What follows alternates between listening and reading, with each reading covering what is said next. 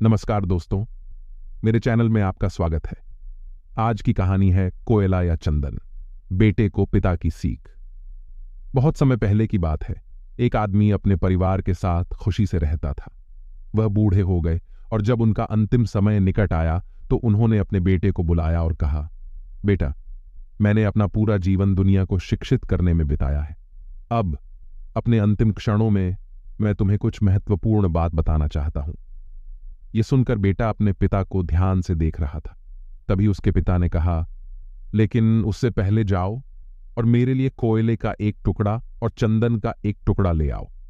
बेटे को यह बहुत अजीब लगा, लेकिन चूंकि यह उसके पिता का आदेश था, इसलिए वह कोयला और चंदन लाने के लिए बाहर चला गया।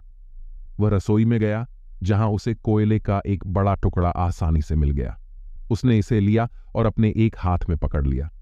फिर वह अपने घर के बगीचे में गया, जहां एक छोटा सा चंदन का पेड़ था।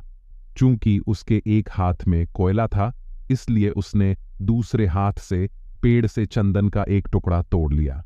दोनों चीजें प्राप्त करने के बाद वह अपने पिता के पास वापस चला गया। उसके हाथ में दोनों चीजें देखकर पिता ने उससे दोनों चीजें अपने हाथ से वहीं गिरा देने को कहा। बेटे ने वैसा ही किया जैसा कहा गया था, और फिर वह हाथ धोने के लिए जाने ही वाला था। यह देखकर उसके पिता ने उसे रोका और कहा, रुको बेटा, मुझे अपने हाथ दिखाओ। बेटे ने हाथ दिखाया तो पिता ने बेटे का हाथ अपने हाथों में ले लिया और फिर उस हाथ को, जिसमें उसने कोयला पकड़ा हुआ था, देखकर कहा, बेटा देख, जैसे ही तूने इसमें कोयला पकड़ा यह हाथ काला हो गया। इसे फेंकने के बाद भी आपके हाथ में कालिक लगी रही।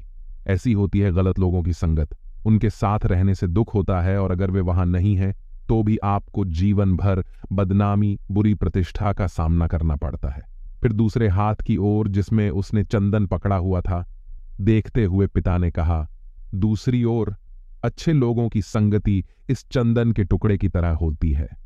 अगर वे आपका साथ देंगे तो आपको ढेर सारा ज्ञान मिलेगा, और उनके चले जाने के बाद भी उनके अच्छे विचारों की खुशबू जीवन भर आपके साथ रहेगी।